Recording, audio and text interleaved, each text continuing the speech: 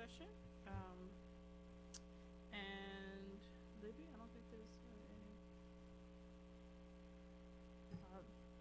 I don't have much to add. Just make sure today, when you're speaking, speak into the microphone so the folks at home can hear us. Because this is being broadcast just like all the other meetings. So today for study session we have a fairly short agenda. The big thing is we have Eric Carrier here from Lower Savannah Council of Governments here to kind of have our first informational discussion about the comprehensive plan update that's happening. And if there's any time left over, we can address any questions about the agenda at the end of that. So with that being said, I'm going to turn it over to Eric. Thank you, Eric.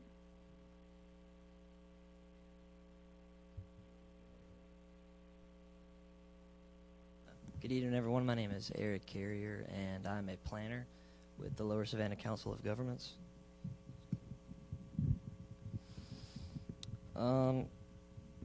So for 2021, the City of North Augusta is doing their 5-year update to the comprehensive plan. And so for this first session, we will be going over the population chapter as well as the housing chapter. Okay, so very briefly, I'm just going to go over what the population element has and why it's important to include this element. So monitoring trends in the population is important because it's useful to have good information about what's going on in the population in terms of growth or changes in demographics. Things like this help us know what types of things we need to do with regards to economic development. If population is growing, we could expect to see that there are going to be changes in terms of economic development. If it's shrinking, then that might negatively impact economic development in the community. Things like community facilities, all the services that the city provides are dependent on the population as well. And transportation needs are especially important because a growing community also is going to need more transportation infrastructure. So you can go to the next slide, please. So the first section deals with population change in the city of North Augusta. So overall, the city has been growing pretty rapidly since 2000. There was a 36% increase in population from the 2000 census to the 2019 estimates that the American Community Survey has. If you look on the second page in the population chapter, you can see all of the census tracts outlined, and you can see the changes in population over the past 10 years in each of the census tracts. So there's been significant growth, approximately 26% growth since 2010 in the northern part of the city. And then also some significant growth in the downtown area as well as right at the riverfront. There was 20% and 13% growth respectively. There's been a significant amount of decrease in population just outside of the Belvedere area. There's a 14% decrease in population in that census tract from 2010 to 2019.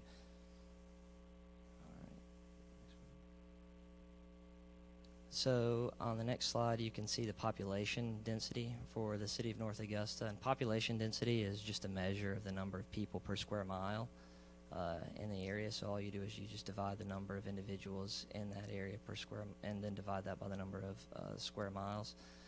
The darker shaded areas on this map are more densely populated areas, and the lighter shaded areas are less densely populated areas. Overall, the population density for the city of North Augusta has increased, and it's approximately 1,160 right now. On this map, you can see that the most densely populated areas are the riverfront area as well as the downtown area. And once we get into the housing section, you'll see how the housing is distributed, and it pretty much lines up with this map as well. So on this graph here, you can see for the city of North Augusta, the population by age, and this is a distribution that shows changes from 2010 to 2019. And one thing that kind of stood out to me was that the high school to college age of the population has decreased in the last 10 years, and there's been a pretty significant increase in the retirement age of the population from 2010 to 2019. All right, and so this is a similar graph, but instead of showing temporal changes, it shows regional variation. So you can see the population by age for North Augusta, Aiken County, and South Carolina. Overall, it's pretty similar between Aiken County and South Carolina. But again, same with the previous graph, that high school to college age is significantly lower in the city of North Augusta than it is the surrounding areas.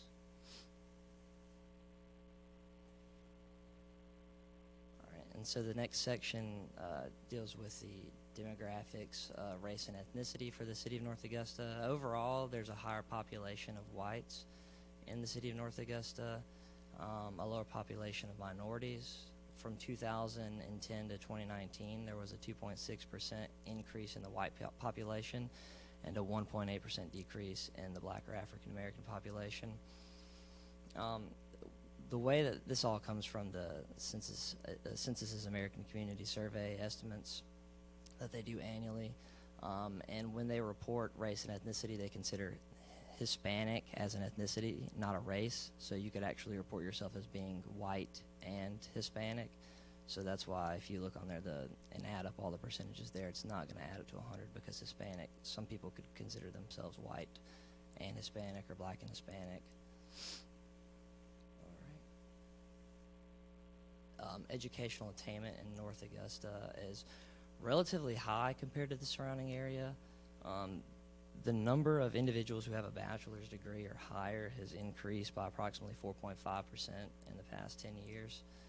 And as you can see, 10%, there's a 10% difference overall in the number of individuals who have a bachelor's degree or higher in North Augusta compared to Aiken County, the Augusta MSA, and South Carolina as a whole, and a significantly fewer percentage of individuals who have less than a high school degree. Education is something that's important for communities and provides individuals with more opportunities throughout their life. So having a higher level of education is something that's important to communities.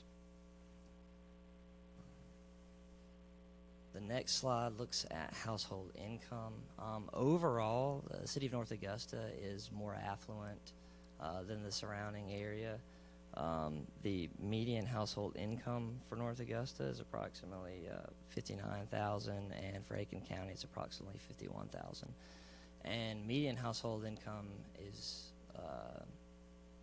defined by the census as the total income that's coming from all residents in the household. It's not just an actual individual income, it's the total income of everybody living in that household. And the median is used as opposed to the average, because the average can typically skew. Anytime you're working with numbers like monetary values, any individual who's making a significant amount of money is going to skew that. So they use the median, which is 50% of the people have a household income less than $59,000, and 50% have an income, household income of greater than $59,000 in the city of North Augusta.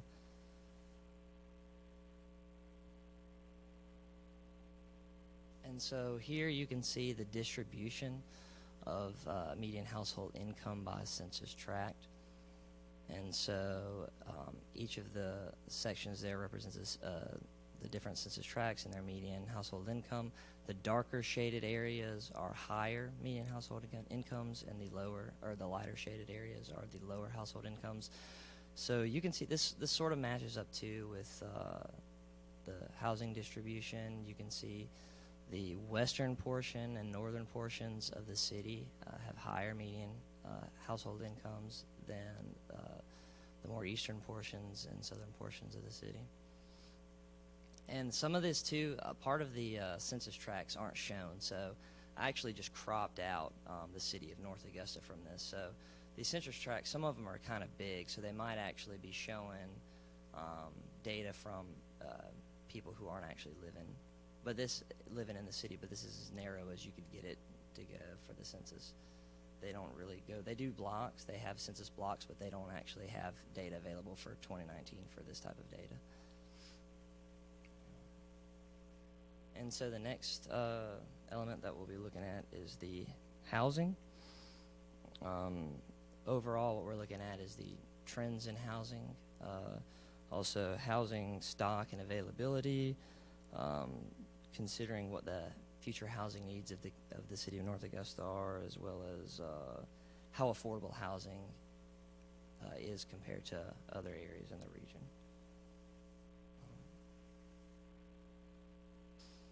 And so here you can see the 2019 median housing values, and this comes from census data at the census tract level.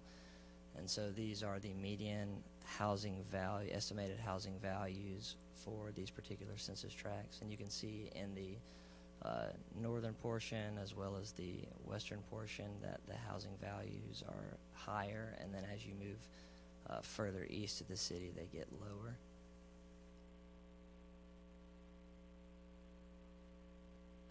So this map here comes from data that I got from the assessor's office for Aiken County. The assessor's office, they are charged with determining what the market value of all of the parcels in Aiken County are and using that information for taxation purposes. So I worked with the assessor's office to get a list of all of the parcels or all of the residential parcels that had a house on them, and then looked at what their total market value was, and then created this map based on this. And the lighter shaded areas are houses that are valued, have a lower value, and the darker shaded areas are the houses that have a higher value. And so you can see how this map compares to the previous one. For the most part, the downtown area has lower housing values, and as you move west and move northwest, you can see that the housing values increase. And it's a good visual representation of where housing is in the city as well, because you can see the parts of the city where the majority of housing is, and then there are certain parts as well where there is little to no housing.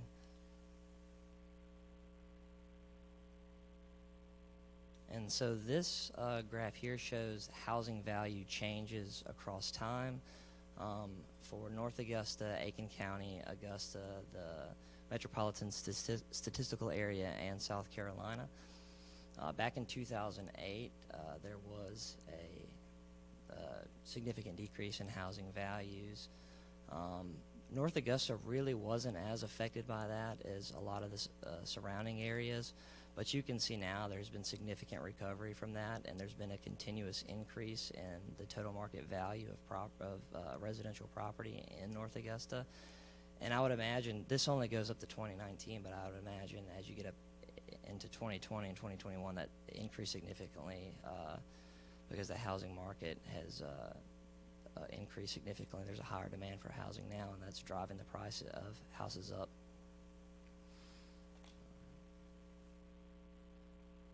So this graph here shows the housing values by city, and there are, I believe, 21 cities here that make up the surrounding area. And this gives you an idea of how North Augusta's housing values compare to the surrounding area. As you can see, they're on the higher end of the spectrum, but significantly less than Aiken and Evans. I believe the median housing value for the city of North Augusta is approximately $161,000, and that was in 2019, but I would imagine it's probably somewhere closer to $185,000 now. And so rent is another important factor for affordable housing. There was approximately 1.7% increase in the number of renters in North Augusta from 2010 to 2019, and that's a common thing that you see in municipalities now, as there's been an increase in the number of people who are renting. So here you can see the different median gross rent estimates for all the different municipalities and community or census designated places for the surrounding area. And overall, North Augusta's is, I would imagine, would be considered pretty affordable. They're right there in the middle of the surrounding areas, significantly less than Aiken and Martinez, Grovetown, and Evans. That's pretty much all I have for this update. So if anybody has any questions, I would be happy to try and answer them. I have a comment or a question. Yes, ma'am. So maybe it's just me, and I do sell real estate, and I know where the developments are that we do, and I can't figure the map out because there's not a street name anywhere. Yeah, so So I don't know where you're talking about. Okay. And we build houses across I-20, and usually on anything that we get from Libby or anybody, it'll show I-20, Martintown Road, Georgia Avenue, just something to kind of get you in a grip of what's some going kind of on. a landmark or something where you can. So, yeah, Okay. so, I mean, like this one right here, Yeah. I mean, I had no idea what that was. So I feel like that if I do this every day, then people, maybe I'm the only one sitting here that does, you thought the same thing? Okay. So would you like me to include major roadways on that map? I so would that you- put some major roadways just so that you know you crossed over I-20 and you aren't over I-20 and you're in the city limits and you're not in the city limits, and you know, like some of the numbers, I think the numbers are gonna skyrocket because of not just the people wanting a house, but materials, like one sheet of plywood this week was priced at $79. Yeah. 52 weeks ago, and in my husband's format for what it cost, he had 21. So a lot of us are having trouble getting lumber, and then we're paying a fortune for it. So we are going up like $30,000 and $40,000 on houses. Yeah. So I'm just letting you know that's something else you might be seeing. All right. But the street name really threw me off because I did print all this out to try to because I'm really interested in it and I couldn't figure it Yeah. out. Sorry about that. That's okay. I think you did a good job on telling us what everything is. I just couldn't figure it out when I was looking at it. Yeah. So I don't know if you can see it on there. I'll try to kind of give you an idea, but Okay. so this section right here is where Hammond's Ferry is. Right. It's on the river. I could find Yeah. that one. And then as you go down through here, yeah, this is I think like Brick Pond and SRP Park are all right here, and then going up through there is the downtown area. But as far as the neighborhoods and stuff like that, I'm not particularly sure, so I can include some road names. And just and give us some road names, Sure. you know, like George, Okay, that would be good. yeah, and usually when we're looking at something like this, we need Martintown Road, Georgia Avenue, Sure. and I-20. All right. I have a few questions about, Yes, sir. about how to interpolate this information.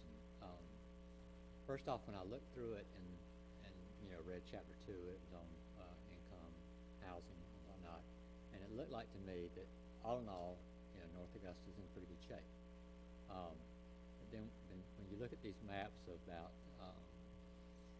densities and income related to those densities, you say, well, what's the difference between this and this?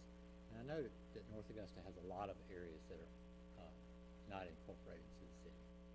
And I don't know if that's some of the discrepancies, but you really don't know by looking at these figures right here whether that property is in the city or not. I don't know that this minus 14% population growth area is in the city. I know Belvedere is not in the city. Yeah, that was the census tract that I'm not sure if there's two there. I think there's two, and there's the one that's Belvedere, which is where it was orange, where it says the -6. So I think that was the majority of it, but I think that 14% is entirely in the. Okay, so if I read this map right, then the areas that are whited, the white areas are not in the city limits. Is that correct? That's correct. Yes, sir. Okay, That's right. And all the others are in the city limits. Yes, sir. Some of that, though, because they're census tracts, like down there at the bottom right corner where the population change, you can see right here, all of this is a census tract, so it extends out beyond. Okay. So some of this change could be happening also outside of the city limits, but there's just no way to know because the way that the census does it, they don't go smaller than that. Does that make sense? Like I can't know exactly what it is right You've got a here. larger area there, and so it could be that more the decreases in the part that's not shown on the map, which brings that part down, even if it had increased. Yes, sir. That's what it means. Yeah. But what I'm trying to get my mind on or around is how do we take this information and incorporate it in our comprehensive plan? That's what I ask. I mean, the figures are fine, and Sure. I So- look at them, I think, okay, well, the rent's cheaper in North Augusta than it is in most everywhere else in the CSRA, with the exception of, Wagner or Sally or something like that, which I would think. So, it tells me that the rental units we do have are pretty affordable. Yeah. So I don't know. I don't know whether to be happy, say, well, this looks great and we don't need to do anything different, or do we need to do something different? I would say sometimes that's the case, and it really just depends on what the overall goal of the city is. So, I mean, in certain areas, if you have issues where maybe rent is high and people can't afford it, then you could look into some affordable housing options where you work with community development organizations to try to have maybe more affordable housing built in the area, or to see, for example, if renting is increasing and there's a need for renting, to work with developers to try to get those types of residential developments in. It just depends on what the overall goal is. But with regards to the population and stuff like that, it might not necessarily, that could deal with a lot. For me, I do transportation planning, so population has a significant impact on what's happening with transportation. So you could look and see in certain areas where the population's changing and know that in the future that you might have to widen a road. If congestion's getting bad and population's increasing, things are probably only going to get worse. So you can sort of take the things that are in the population and element and sort of use that as a tool to compare it to the other elements that are in this chapter as well. But with regards to the prices of housing, I would say it's more so just trying to figure out what the needs are of the community when you look at this data. If housing is affordable, then maybe you're in a good position. But, I'm not from the city of North Augusta, so I'm just trying to show you what the data says and not necessarily what to do with that. Well, another point is this was done for 2019 was the maximum date. And I'm not sure of when they really started going. You might know more than I do about this. But they have got high-end apartments now down by the ball field. And that is brought in, from my view of it, riding through, is a lot of young people.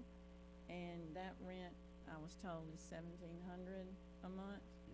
Yeah. So that is the higher end, is right down the street, whichever way I'm pointing. But anyway, so that's going to really, I think, you didn't have a way of predicting that because you didn't know that. But that's been a real boom, and we haven't had that in a long time here, to have new apartments coming in like that. Just So- available units in general. Available Yeah, units if I in can general. just Yeah. point out, I made this chart kind of to supplement what he's been telling you about, but you can kind of see that jump from the 2017 to 2018. Yeah, That's when those apartments came online. okay. So that is accounted for in here. I think when it comes to how you need to be thinking about this information right now, this is the much more factual part of the discussion. So these are just the facts on the ground. He's just reporting what the data says. When it comes to our next steps, when we start looking at what that means for, like he was talking about, Eric was talking about transportation, when you start talking about, are there different housing types we would like to encourage? Are there different, are we encouraging the conversion from residential to commercial in some areas? It's how we apply all of that that will kind of come in the next few meetings when we start talking about the rest of the portions of the comprehensive plan. And so I had, I guess, maybe one question, one thought. So when they define households as family, is that two or more, or is that just not single individuals, or is that is that Yeah. non-assisted living? Like, what is that? So a family is at least two or more people, and the people define themselves Okay, as a family. okay. So not necessarily roommates. Yeah, it's not going to be roommates. Okay, so It's not going to be roommates, like a single individuals. spouses or a father and son, mother and son, mother and daughter. It's the people. Whenever they fill out the form, you distinguish between those factors. And then I think that the 90% occupancy rate Yes, ma'am. would seem to be really, really high. Yeah. And so, how are there going to be numbers that are available if we're already at 90% and 2 years ago, are we close to 100 now? How much has that moved, and how do we gauge that in the planning process, right? Because we're assuming that we stayed at 90%, but I think everyone's occupancy in general is increased. And so how do we? I would think the important thing there would be to compare it to the number when the plan was adopted, Okay. to see where that Okay. movement is happening. There's always going to be a few properties that are going to be vacant. It's kind of like, there's always going to be a little bit of unemployment. I think it speaks very well to, the desirability of North Augusta and how kind of efficiently we're using our housing. I can't remember exactly what the numbers were, but I think the occupancy rate was actually higher in the past. So I think it's actually gone down a little bit. Oh, okay. Not much, but I think it did go down a little bit. But I mean, it's already at a high number, and sometimes you just have fluctuations in those numbers. It doesn't necessarily mean there's a trend, like a downward trend. It just might be fluctuation. So I got in the mail yesterday, which I called today and went online and looked at it, that neighborhood census survey. Anybody else get that? Yeah, I'm not familiar with that. And I thought it was a scam, so I looked it up. And it's not a scam and all of this, but it's something about neighborhoods in our area. And Yeah. it says it's to help our communities figure out. Have you seen that? I know if you go to the Census website, they have so many different types of surveys that they do, and they do have a survey like that. Mm-hmm. But I'm not too familiar with that one. And I don't live in a neighborhood, so I don't know. I mean, you never know today what you're getting. Oh, yeah. Neighborhood could mean just a geographic area. Yeah. And I think sometimes they target particular places, like we were showing with the map, with high change, with a lot of change in median value or something like that. They may say, well, what's going on with this particular neighborhood? Let's take a closer look at that. Okay. So it's providing better granular data in statistical speak. But these are some of the things that the decennial census is supposed to give us more detailed information than what we get from, this Nationwide. yearly American Yeah. survey. The American Community Survey, I think the way that they do it is they survey like approximately 60,000 people a month throughout the United States, and so they're just, for the most part, they're just estimates. So they're basing these figures off of estimates from the data that they collect. And they're 5-year estimates, so they're estimates based from, I think these are based from 2015 to 2019.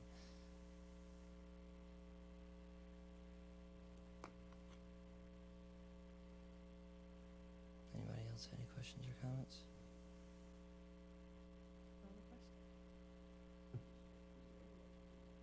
The overlays for those would be nice to know where the streets and stuff Yeah, are. okay. That's one thing I found when I looked through it. It was kind of, didn't quite know where you were. But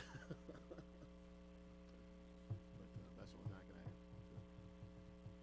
And so this is for living. So do you envision us needing to start having more, okay, now what conversations starting next month? Is that the? Yeah, so there'll be more substantial, I guess, policy-related decisions to make as we move forward with the other ones. Like I said, this is kind of getting your toes wet, giving you the data to base, what decisions you may want to make later. And just to reiterate what they were talking about at the last meeting when we were talking about the comprehensive plan, and this is just an update. This isn't a complete rewrite. Although, you know, a lot of things may change. We may change format, you know, all of that sort of stuff.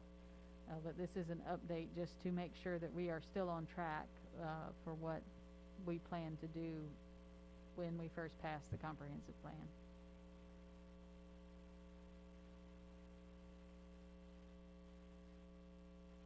Well, thank you, Mr. Carey. We appreciate you. You're welcome. Thank y'all. So where do you live? I live in Aiken. Oh, okay. Yes, ma'am. I'm from Jackson. Oh, there you go. Wrong with Jackson. I was thinking you were gonna say Columbia. All right. Are there any questions about agenda items?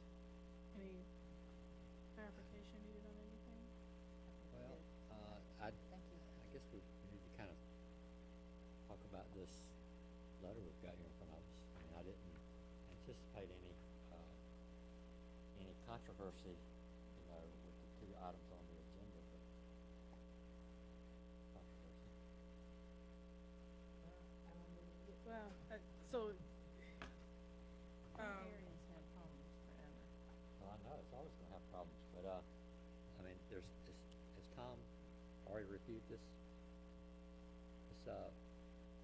drawings and stuff that's coming in tonight? I'm sorry, Tom? Tom Caesar? They're in process, yes. They haven't been approved yet. They're Okay. still under review. Okay, have you had any comment from Tom? I don't have his comments currently. Okay.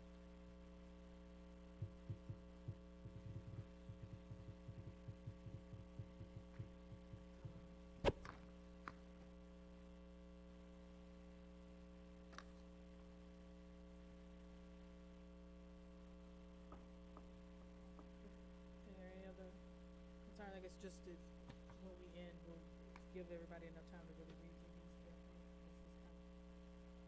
This is kind of be prepared. So these people are coming to the meeting, or they just sent their message to us? We don't know.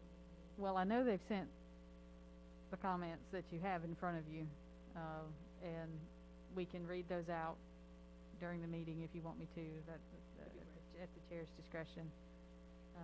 But I'm not sure. We'll know Let if me they ask you one thing. get here. This last sentence in this one letter, it says, also, I don't think it's right or favorable to call the drainage ditches common areas to be deeded over to the HOA to maintain. They should be the city or developer to be responsible for them. The city doesn't usually take responsibility for areas in a neighborhood, do they? Not generally. That's not our current policy. And the developer, I mean, is this the last phase of River North? Probably not, but not sure, in all honesty.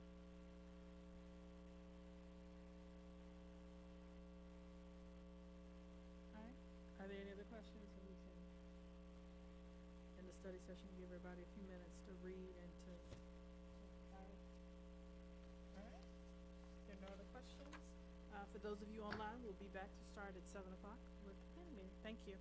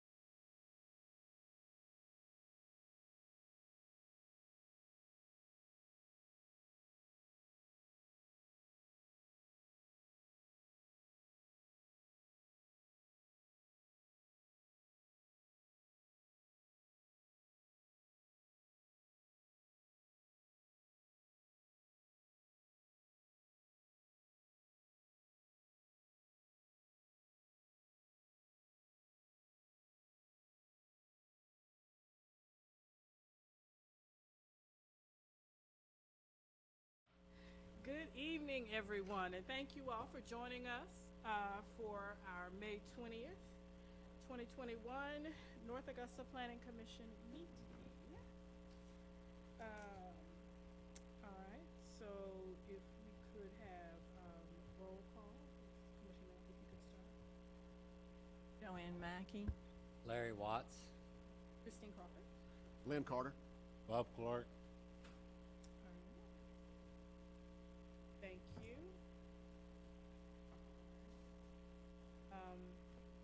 Before I keep going, Libby, are there any changes to the, Ms. Hodges, I'm sorry, are there any changes to the agenda? I have none. Okay. All right. Next would be the election of officers.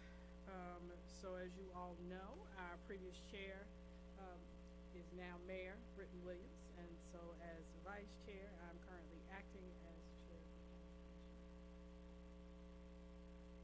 Request vice chair nomination.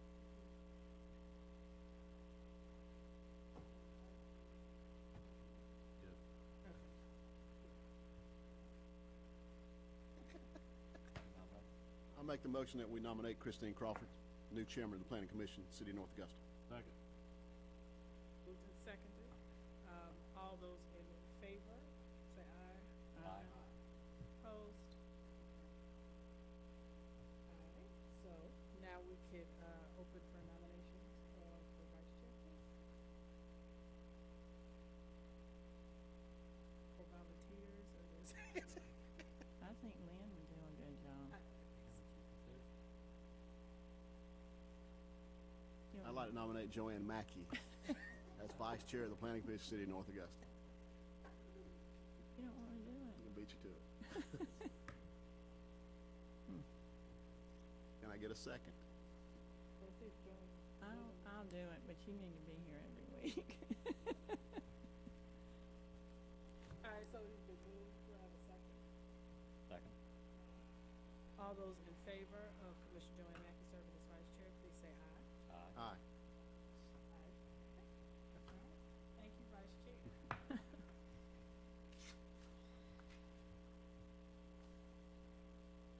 All right, we move now into the approval of the minutes. Are there any corrections, additions, the edits for the April 15th study session and regular meeting minutes? Hearing none, minutes are approved as submitted and entered. I'm sorry, and I skipped to the confirmation of the agenda early, but Mrs. Hodges has done that as well. I think it's fine. Okay. I have, All right. I have no changes. All right. All right, so first up, we have application PDM 21-002, Sweetwater Plan Development Major Modification, Village Square Town Homes. This is a request for the approval of a major modification to the general development plan for the Sweetwater Plan Development and application by George Snelling. It is on the screen. Okay. Mrs. Hodges, do you have any comments or? I think we've done several PD modifications previously, certainly in this particular development, so I think you all kind of understand why it is we're looking at this PD modification. I would like to point out that the Planning Commission may approve, deny, or approve with modifications. So you guys can make changes to the proposed text should you feel that is necessary.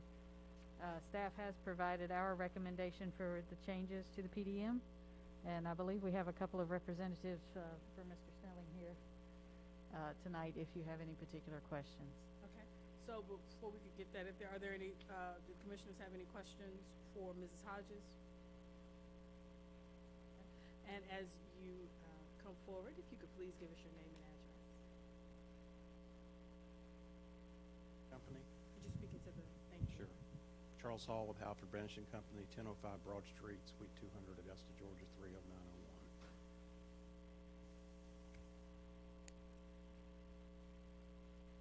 And we're here to represent Dr. Snelling and this endeavor to rezone or modify the major mod to the original PD. We were involved with the original development back in 2006, and by the time it matured, 2008 hit, and everything in the planet stopped, including Sweetwater, and it never regained its traction. The residential component in the rear will never be built to the standards and to the volume that it was originally developed or laid out as. There are some single-family rental units in the back, but it will not, unless something happens with that conservation easement, push to the east. The 8 acres we're looking at here is obviously zoned in the commercial area. We feel like it's a better use of the property to put some residential in there. And there's obviously the demand is here, and we would like to, answer any questions you have at this time. Do commissioners have any questions? What kind of units are these gonna be? What, the types of units are these? I mean, they're townhome style units, but Okay, they'll all be for townhomes. rent. Okay.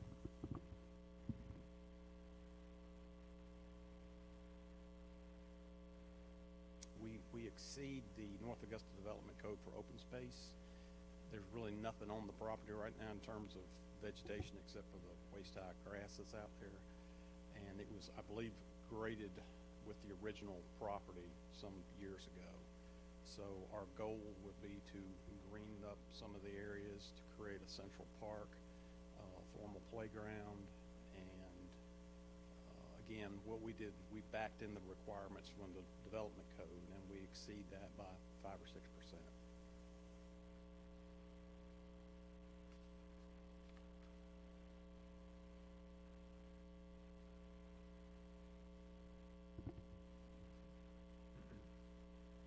Are there, so in the document that you all presented, the residential components, so R1 through 5, there'll be no buildings? I guess, because you got, so all of that acreage will be left? Everything behind what's been developed, I believe, Libby, is in that conservation easement.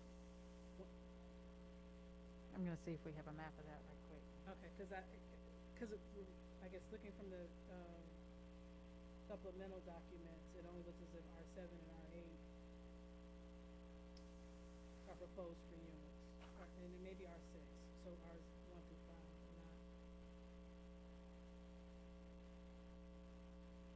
And is that the same that you're referring to, so that all of those are included in conservation? So I guess my question is, to clarify, are phases R1 through R5 all part of the conservation easement? No, not all of them. R3 and R5. Yeah. So just R3 and R5? R3 and R5, and then there was already a predetermined green space in between those two sections, and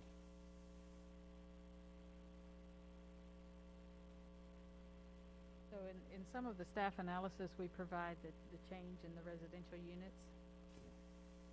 yeah, at the end of the day, we're still going to be less than what the total was if this builds out, because there's 300 units in the back that cannot be built because those residential tracts, if you will, were put into a conservation easement.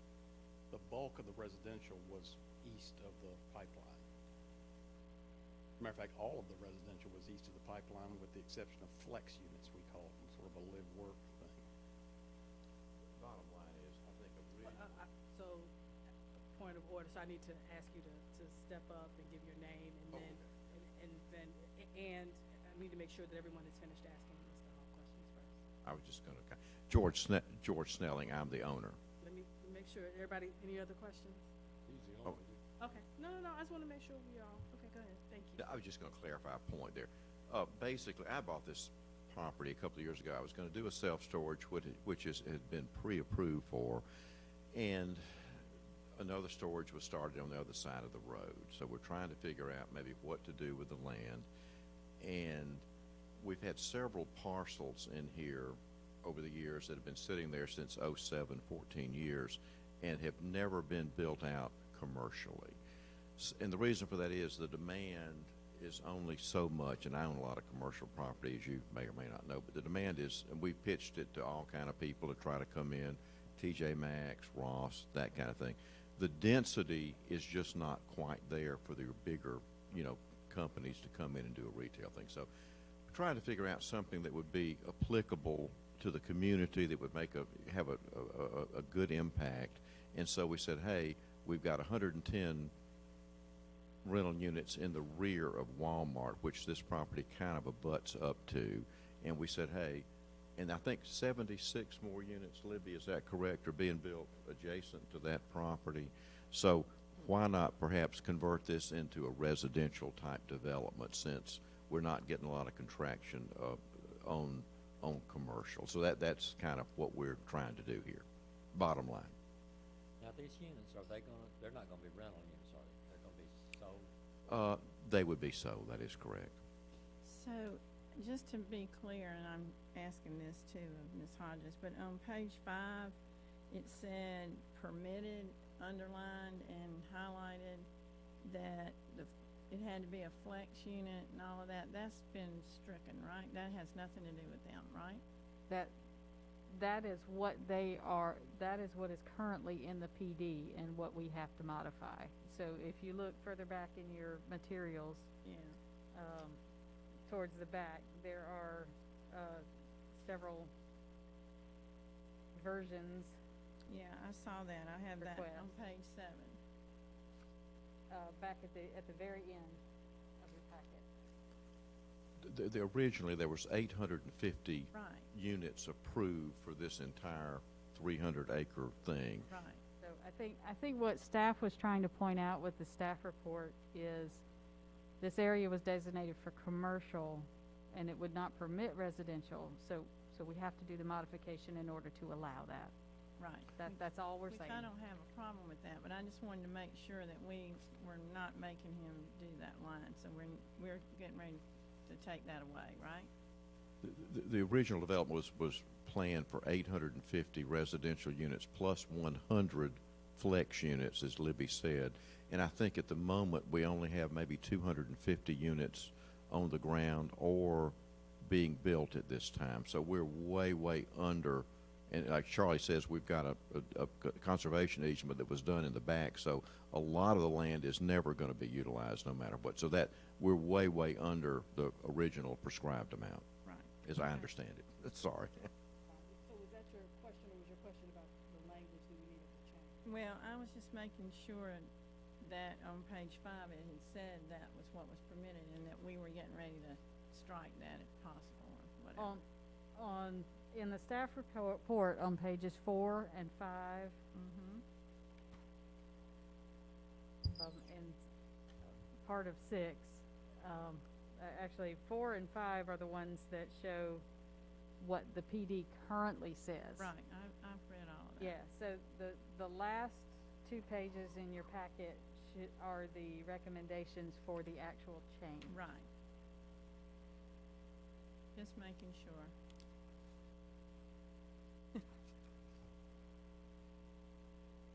Are there any other questions for Mr. Snell?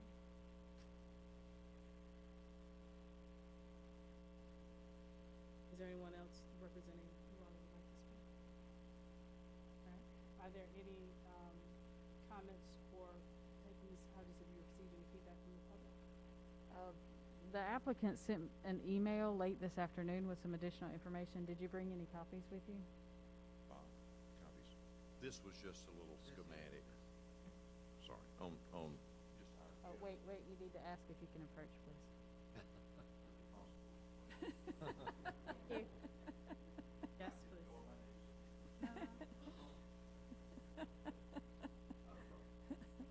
This was just a general summation of how we're trying to do, how it lives in the first people requirements. So it was not, it wouldn't have an impact on the tax base over a period of time, maybe over $2 million over any period of time. ask the applicant to please. speak We into the can't- microphone. The folks yeah, at 'cause home we can't hear you. Recording it and the public that's streaming it needs to, so if you would like to repeat what you were saying.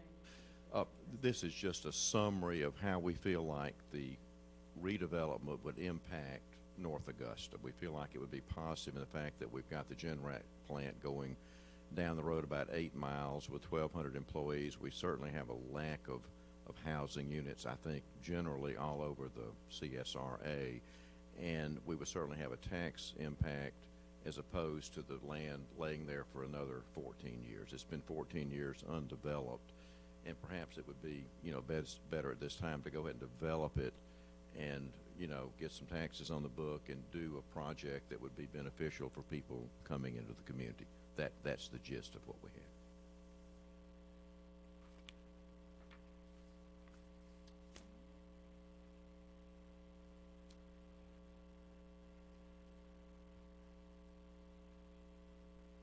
All right, are there any other questions?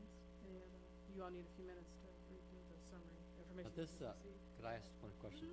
This area right behind where you're proposing to do this townhousing, is that a retention pond?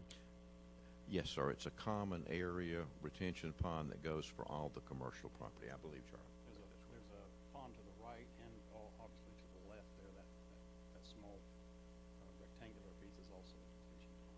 Okay. But for the Walmart development, that pond is a common pond for everybody. Or at least for the South Commercial. Okay. and so Now, will any of that, on this map that we're not, well, I'm looking at a different map, but there's the area behind that detention pond, it looks like we've got a lot of units right behind the Walmart area. Yes, sir. Those are single-family rental units. Those are rental units. Yes. But they're Now, are built y'all on- gonna be doing any developing on the other side, behind the rental units, or is that all the area that you were talking about? I believe that's the limit, we're really butting up against the, that conservation easement. So all this area back to the, as looking at this paper to my right is the You're right. conservation area. That is correct. Okay. If you see the tax parcels are on the, obviously on the tax map that indicate those exact parcels that are within that, conservation easement. Well, I think that, townhouses will probably go very well, and I don't really have a problem with it. I think it looks like a good development. The rental units that we were just talking about, they've really been successful. The ones behind Walmart, Very successful. very successful. And they're set up like single-family, like patio homes. so Right. That's a little bit different Right. spin. I Right, think that's attracting people that would not normally rent right. otherwise. They are, they have their own driveway and garage and things. They're real cute. All right, are there any other questions? No other comments from the public? All right, do I have a motion? Thank you.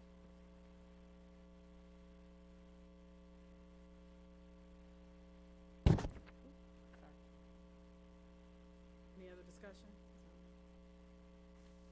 Questions? Nominations. I can move to.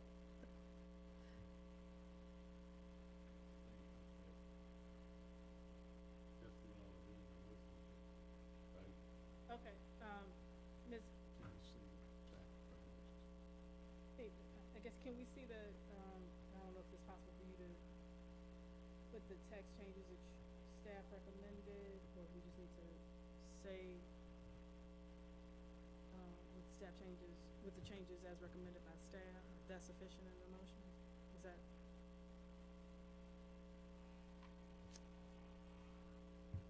So either way would be fine, as long as I'm clear on which version you would like to adopt. Ms. Hodges, does it have to go from like a C1, C2 to a residential designation to do this? Yes, because the C1 and C2 does not allow residential currently. Unless it's above a building. Correct, the flex units. staff did not have any heartburn about doing this? No, as they've discussed, you know, they are way under the original density, for the entire PD as a development, and that's really what we look at when we look at a PD, is the gross density across the entire development. It looks like to me that this is a development that would be very beneficial for people, especially retired people, being right there in the shopping center. It makes it very walkable. I think it's a great idea. So is that a motion to accept the staff version as what was presented on the screen? Okay. I would make the recommendation that we change to C1, C2, or whatever we gotta do to satisfy the conditions and pass it on to city council. Is that a motion? That's a motion. Do I have a second? Oh. Okay, motion made and seconded. All right, is there any further discussion? All right, all those in favor, please say aye. Aye. All opposed? Thank you, gentlemen. Thank you for your time tonight. Thank you.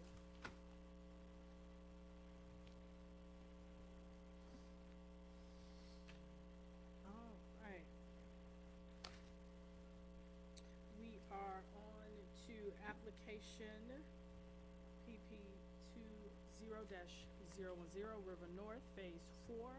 This is a request by Riverside Partners for approval of 59 single-family residential lots on a 25.85-acre tract, zoned PD plan development located on River North Drive, and this is the consideration of the major subdivision preliminary plat by the commission. So, Ms. Hodges, do you have any information or things that you'd like to share with us? I don't have a lot to add outside of the staff report that you've all received. I believe there are some representatives of the neighborhood here. You have all received some public comment that I've received from the neighborhood association. I can read that out if you'd like me to. If they would like to, you may allow them to do that. That's at the chair's discretion. If we could have Ms. Hodges read it out so that it is reflected that it has been in receipt of the city as well as planning commission, if you don't mind. Okay. Thank you. I received an email from James Smith on Monday, May 17th, 10:18 a.m. It says, attached is a letter from RNHOA, which is the River North Homeowners Association, on concerns with the Phase 4 expansion of River North. Our community is concerned over the stormwater system design. The stormwater system design needs to be an integrated approach and solve the current flooding issues without creating additional stormwater control and flooding issues. And we go on to a more full letter that is addressed to Dr. Christine Crawford, Vice Chair of the Planning Commission members, Tom Zeeser, Department Director for Engineering and Public Works, Libby Hodges, AICP, Department Director, Planning and Development, Tanya Strickland, Stormwater Manager for Stormwater Management, and Britton S. Williams to the Mayor regarding River North Phase 4 expansion, Riverside Partners LP. The letter states, the currently developed phases of the River North community are represented by River North Homeowners Association, which is the RNHOA. The RNHOA has reviewed the drawings and plans for the River North Phase 4 expansion of our community proposed by Riverside Partners LP. Currently, our neighborhood is dealing with very serious flooding and water issues from the wetlands and low-lying areas that have not been appropriately addressed by the City of North Augusta or Riverside Partners LP. As citizens of North Augusta and homeowners in one of the flagship neighborhoods in North Augusta, we are requesting that the City of North Augusta address these current water issues with the planned Phase 4 stormwater system, in parentheses, ditches and drains, being proposed to resolve the situation. The RNHOA requests that this integrated solution be designed into the Phase 4 plan before obtaining final approval of the River North expansion Phase 4. If not addressed in an integrated approach, the Phase 4 expansion will just aggravate the current issues. The RNHOA has had numerous complaints from owners about the current stormwater areas running off into backyards and pools and water standing for long periods of time, creating and allowing excessive amounts of mosquitoes and other hazards. Attachment 1 is a drawing highlighting the current swamp and flood areas that are at present creating issues for homeowners. As you can see from the areas highlighted in red on the attachment, the current conditions extend significantly onto homeowners' properties. Attachment 2 are current photographs of the flood issues some of our homeowners are experiencing. Attachment 3 is a photo of a current sump pump line that pumps water from a backyard/swamp area to the street. This temporary sump pump was installed by the City of North Augusta. The RNHOA would like to avoid doing these types of temporary solutions if the proposed drainage area does not work properly. In reviewing the current River North Phase 4 expansion, our RNHOA has some very serious concerns. These concerns are listed below. 1, the proposed drainage system to be constructed consists of open ditches that will require recurring maintenance. The ditches proposed to collect and control the runoff from the new development are located where the current flooding issues exist. We do not believe the proposed system will adequately collect the rainfall and runoff and will actually exacerbate the existing situation. 2, the current plan does not provide an adequate retention basin to collect the runoff. The system, as currently designed, will likely create additional water issues for the lots and homes downstream. 3, the open drainage system will create a breeding ground for mosquitoes. 4, many of the young families in our community currently live adjacent to this proposed drainage system. Their properties do not currently handle the rain and stormwater runoff from this area. Their backyards are constantly being flooded, and this proposed design will add much more hardship to these families. 5, the RNHOA is not in favor of an open drainage system becoming common area. Our owners do not want the maintenance liability and responsibility for an area that is not designed correctly and hinders future development. The RNHOA believes this potential issue should be resolved in the planning phase, allowing for an adequate way ahead for future development and thus avoiding liabilities and impacts to the RNHOA and associated community. Number 6, the RNHOA will not accept a deed of ownership, maintenance, and control of the open drainage ditch system currently called the common area on the Phase 4 plan drawings, as we do not believe it will adequately control rain and stormwater runoff. This ditch is not a common area for all residents to enjoy, but is part of the total design to the stormwater system required for the new development. The City of North Augusta is responsible and maintains the stormwater systems in neighborhoods. The City of North Augusta has the resources and expertise to ensure these systems function properly. The RNHOA needs an integrated stormwater solution planned into the Phase 4 River North expansion. And it skips to number 8, but it should be number 7.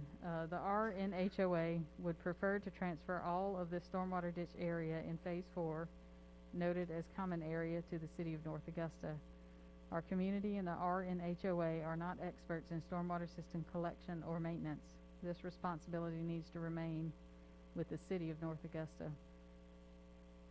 I believe we are on 8.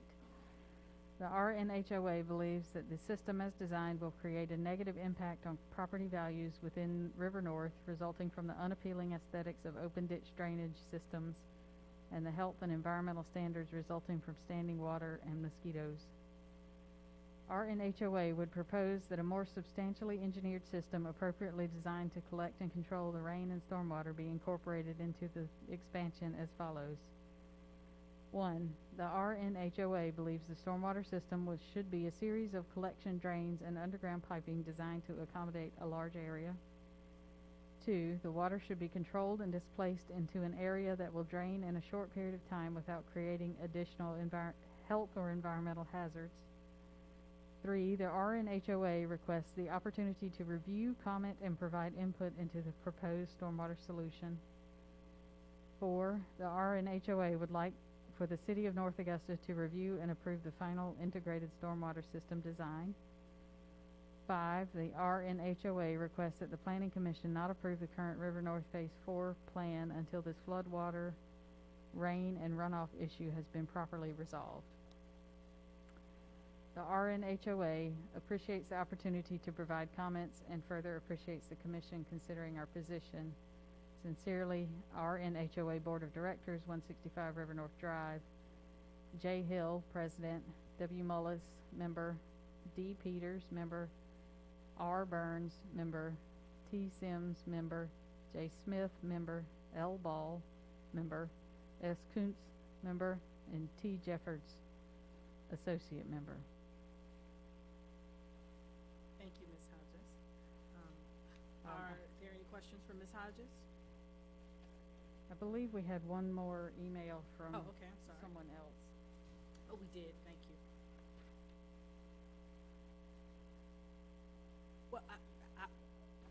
Well, we'll get to that if you can just give me Just a second, It's yeah. coming. I promise. I may have to borrow one of y'all's. I think I gave you one. Here.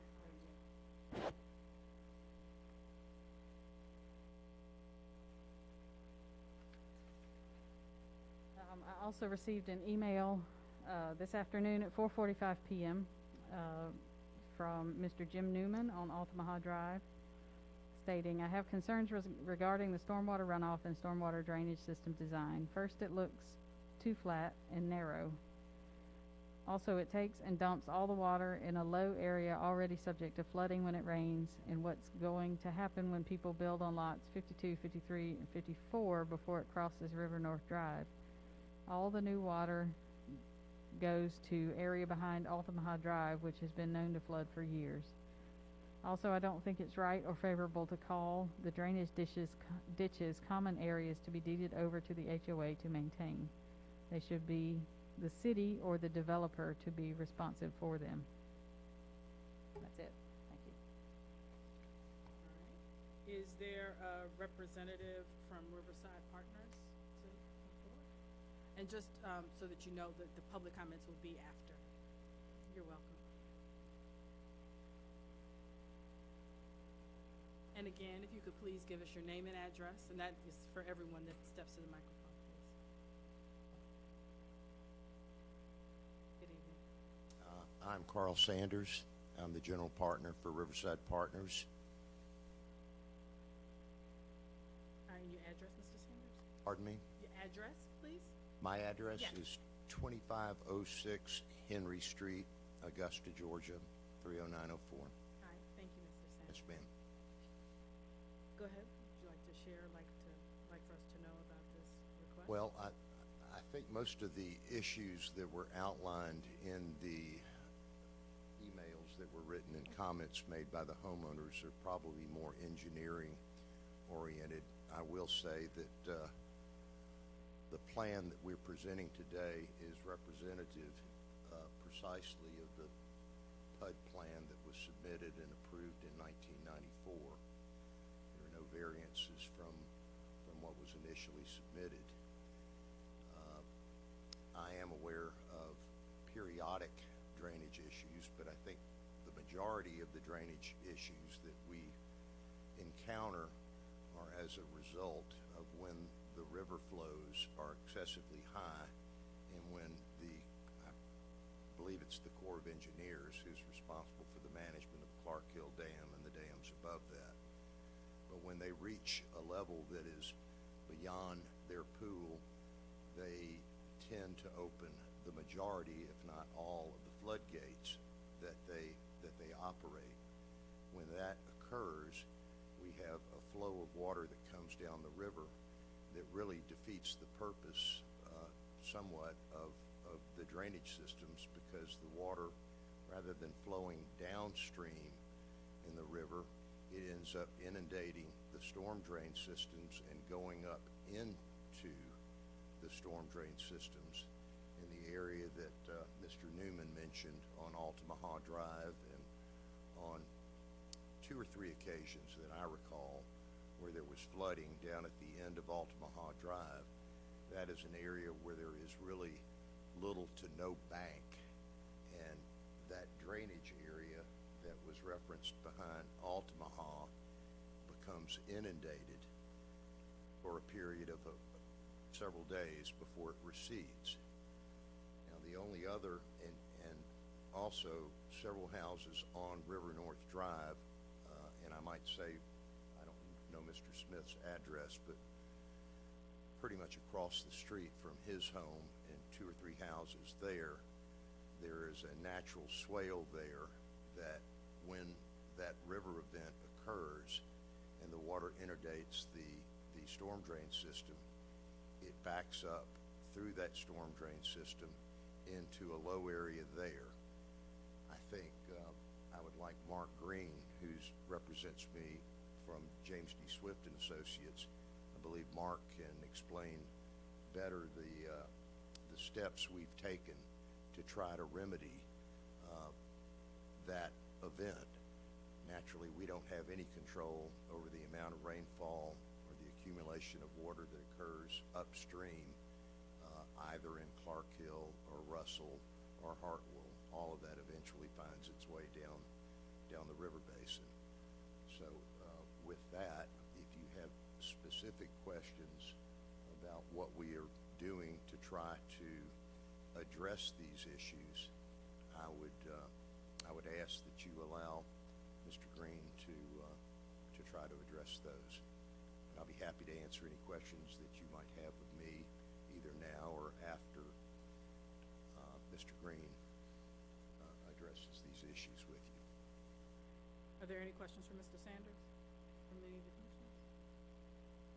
Mr. Green, did you want to say a few words? Or you? Y'all had any, well, I would, I'd point out that I think it was mentioned that maybe a piping system would be superior to the open channel, and that's not my belief. With a low-lying, flat area, I mean, open ditches are better because they not only take care of surface water, but you also, once a lot of maybe some issues are coming up is actual ponding and not flooding from a source. It's just the ground gets saturated, so therefore with a ditch or an open channel, it's allowed to drain that subsurface water off, which allow the surface water to migrate on down. Whereas if you put this into a pipe or something, it's not going to do the same. It's just the surface water is going to remain. It's not drawing the water out of the ground to discharge it. And as far as downstream, I think, yeah, that's going to be controlled by river levels, and that is out of our control on that end. But and I've looked at it's a fairly wide wetland area, which is that's naturally a wetland area that's been there, and it's fairly wide, and the increase that we have looked at does not overtop or that natural basin or draw that goes down through there. And I'd point out too I think there was some mention about doing a detention structure of some type, and we normally would look at it as when you're just this close to a major stream or river, is to discharge this water as quickly as possible, not to hold it back on the property while more water comes to you. So it's more appropriate when you're away from a river or a stream, but when you're this close to it, you need to discharge it as quickly as possible, and that will give you, the best, at least a lesser chance of flooding or backing up water. Commissioners, any questions for Mr. Green? No, you go first. Okay, so on page 6 of 6, there was a comment that was made about the ditch and that the property is going to be cut, and the property is primarily being clear cut and will have limited tree canopy, and so it's kind of stripped. So my question is, I mean, I understand what you're saying, the water needs to keep going because it's got to get on back to the river. And so I understand that issue, and I know you don't want it sitting there pooling up, because if you really want some mosquitoes, then that happens when you pull it up. But I do understand that they don't want a ditch. I I mean, I don't know if they've used the term ditch, or you using the term ditch, but ditch kinda has a connotation to me of ugly. I'm just- Open channel, Yeah, swale. okay, Swale open is- channel or I swale. mean, But I I mean, wanted to know what you're gonna do this to is more of a beautify layman. it. Yes. Just, what's gonna happen to beautify it? Is there gonna be some trees planted around it? Is it, you know, what are you gonna do to improve that concept of it's going in their neighborhood and it's gonna be a ditch? Well, I mean, a lot of it is natural grasses. I mean, it's used, this type of drainage is used all up and down the coast because it's low lying, and that's about all you can, because of the proximity to your water. You know, you have very limited depth to get it out, and other than natural grasses that will take over, I mean, there could be some beautification, but that would be a landscaping Right. issue to me. I would also suggest that the builders and or homeowners will do landscaping on their own, both in their front yards, which I think is something Code. that, Mhm. we like to see. And I would imagine most of our homeowners are very, very good about maintaining their properties and beautifying their properties, and I would anticipate that they would do the same to the rear of their properties along the edges of this ditch. This ditch would be an easement shared, Mark, correct me if I'm wrong, part on, the new lots and part on the existing lots? No, they were Only removed. on the They new were- lots? Yeah, well, yes, there's nothing on the existing lots. Okay, these are behind the existing lots. Let me add one thing. We had an issue several months back that with one home that had some pooling of water that was related more to the grading that the builder did, as well as the adjoining homeowner directing by French drains off of his roof and his property onto the adjoining property. Looked at that collectively, tried to come up with a solution. We went to the city and designed a drainage ditch to go along that area to help intercept whatever water was occurring there. And I think eventually that was resolved by the builder by going in and putting a sump pump to eliminate that one area. I'm not aware of anybody else having any flooding issues or significant pooling issues other than when we have an event on the river that causes the water to back up our drainage systems. Yeah, I do want to clarify, since we're talking about the sump pump that was mentioned in the email, that the city did not install that.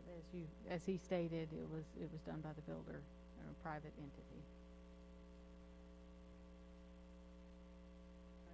She was saying that some was done by the builder, not by the city. So I'd like to ask you a couple of questions about the drawing we've got in front of us now. These dark areas, I assume, are your swales. Yes. How wide and how deep are those?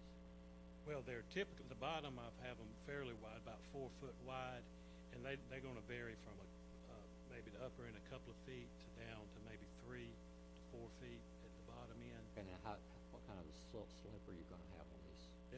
It's about a 0.2% slope. It's a flat slope on it. They're not enough that you have any washing. No, that's going to be So it's because really a swale, it's not really a ditch.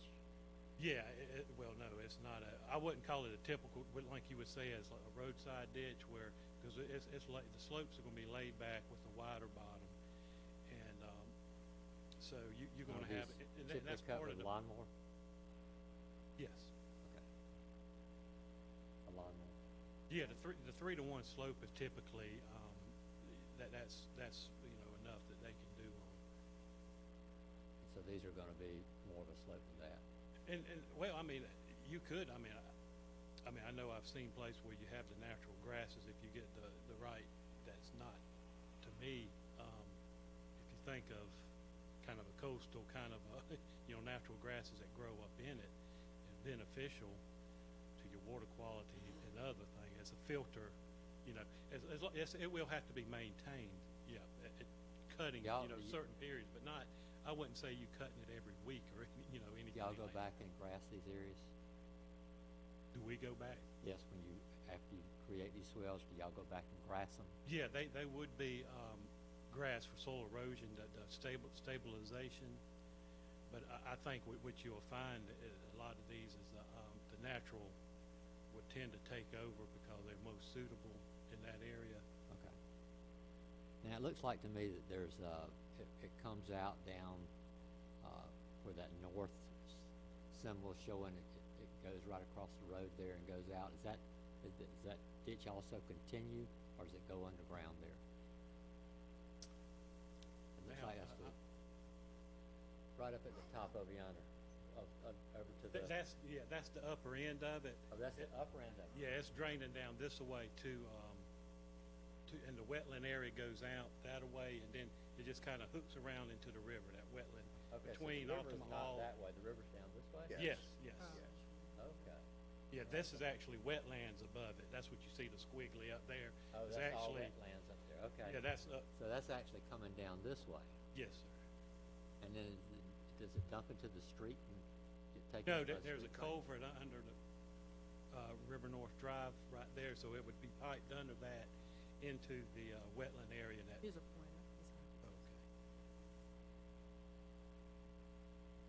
Yeah, it would, this comes out, it's piped to here and then under the road here, and then that continues on around, and it dumps out to the river at the end of Okay. Altima Hall. How big a drain is that that's pumped out, or how big a pipe is that you take? That's under the road, that's a 30, I do believe it's a 30-inch pipe. Pretty sure that's, And your calculations have determined that 30-inch pipe's enough? oh yeah, yes, sir. Yes, sir, it was designed, I know when the original section was done, that roadway and pipe had that taken in mind, you know, to size it for the future development. What elevation drop is it between where this drainage area is and the river? That's, I think we at,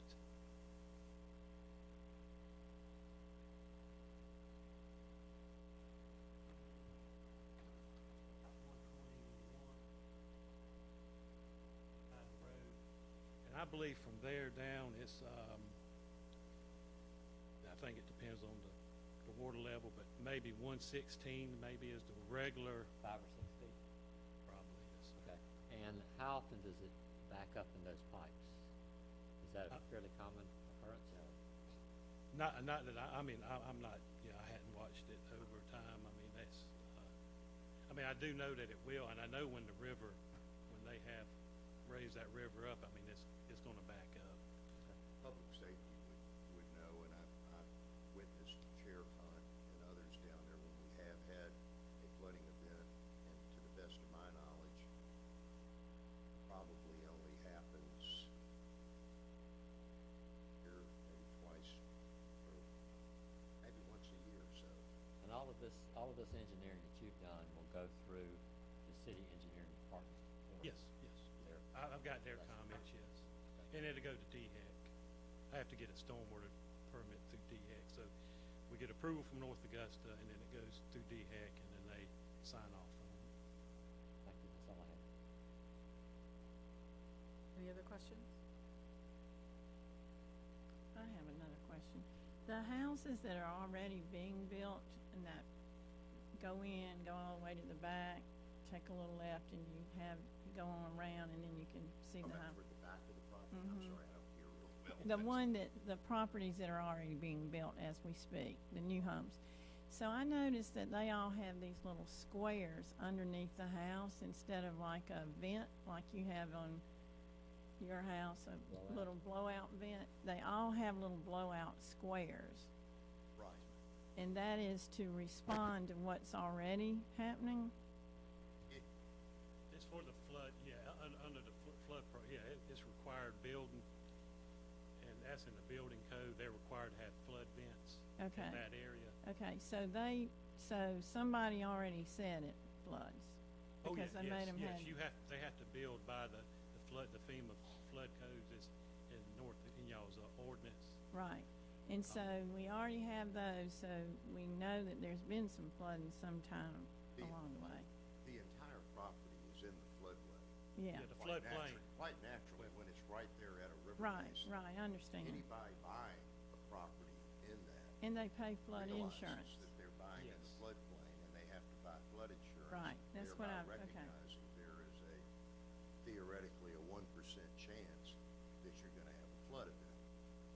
The flood events that we have had have probably not inundated anybody's home, and theoretically not supposed to be their living space. Not saying that they haven't done that after they've gotten their certificate of occupancy, because that's what people do, is they take their basement areas and make them their recreation areas or whatever, but everybody is aware of that. When they buy a property there, when you buy in a floodplain, there is a possibility that you're gonna have an event at some point during the course of you living there. Right, So to try to create a world where you have no flooding when you've chosen to live in a floodplain doesn't make a lot of sense in my mind.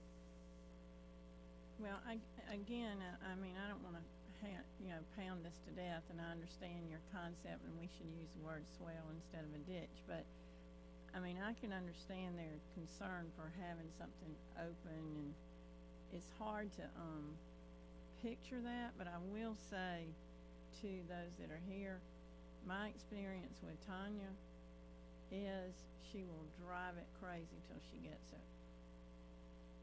Right? So, And and I work with engineering and stormwater with Tom. on many of these issues. Right. Because Right. they have made comments, and we'll respond and address those. Right, so, I don't know how to correct it or fix it or whatever, but I feel like Tom Caesar will take care of it, so. All right, gentlemen, what we'll do is hear from the community now, and what we would like to do is if any of the community members have questions for Mr. Sanders or Green, we'll ask everyone from the community to speak, and then for them to give their responses at one time. Also for the community, as you come forward, please, again, give your name and your address, and for the sake of fairness, to make sure everyone is heard, we'd like for you to keep, your comments to about 5 minutes. And if you could please, make sure that you bring us new information that we may not have, as opposed to, repeating things that have been said, so that we can get the full picture and you all share what you want to. All right, so Mr. Sanders, if you have a seat, and then just kind of come back and respond at the end if need be, if there are questions Yes, to you. very well, thank you all. All right, thank you.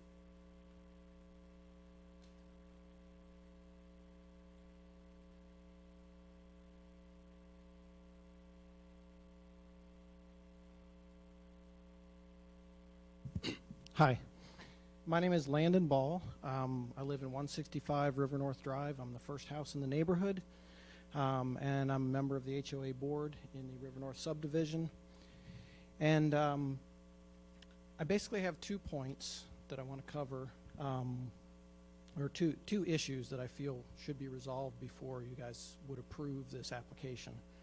The first item is the design standards for River North Phase 4 are not published or made available and have not been reviewed with the River North HOA board or any other interested residents. Design standards are required as part of the River North Protective Covenants in Section 5. So we would appreciate getting copies of those and having those reviewed with the River North board and other interested residents before this would be approved. And secondly, on the stormwater management plan, this is the second issue, I maybe stray a little bit from some of the others on my board. I am an engineer by trade. I'm a mechanical engineer, not a civil engineer.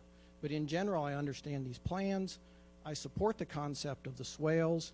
I also understand that, as Carl said, and I fully appreciate this, when we moved into River North, we understood that we might get flooded, we might get water under our house. So we fully, I hope that everybody in that neighborhood understands that as well as I do. So what we're talking about is not that kind of flooding. What the neighbors along this strip here are talking about is your afternoon thunderstorms in the summertime or your larger heavy rains during the wintertime that build up, and you can get in that swale back there anywhere from 6 inches to a foot or a couple feet of water in short order. It'll build up very fast. I actually personally feel that this may improve the situation. The problem is it has not been reviewed with the homeowners association or any of the residents. And if it were reviewed and we understood the engineering behind it, and I would help explain it because I live there, I understand the engineering. I don't know that the piping is designed appropriately to carry the water out. I don't know how the water gets across a couple of these lots that were mentioned in Jim Newman's letter. So if those things were explained, this whole issue of water management may not be an issue. It's just that we don't know how the solution was developed. We don't know the details behind it. And we, really what I'm here to ask for is, we understand that the citizen participation process per the development code, section 5.1.7, it's not mandatory, but it's encouraged by the city. If that were done, I feel like we could answer these questions, and there may be no issues in reality. So what I'm asking for is for the engineering firm and for Riverside Partners to meet with us as a board and any other interested residents and just go through this with us. I think it would answer the questions and probably solve the problem. Thank you. Thank you, Mr. Ball.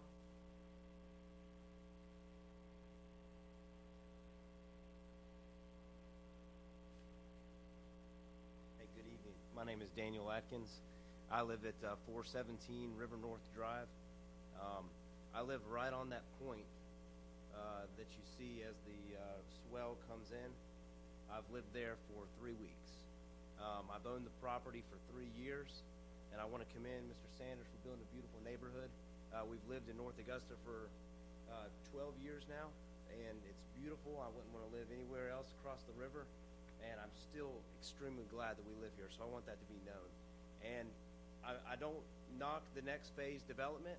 I just want to make sure it's done right. And so what I'm going to bring up today with you is just a concern, and maybe it's not a concern that we can stop, but it's something that I think all the other homeowners in that section need to be understood.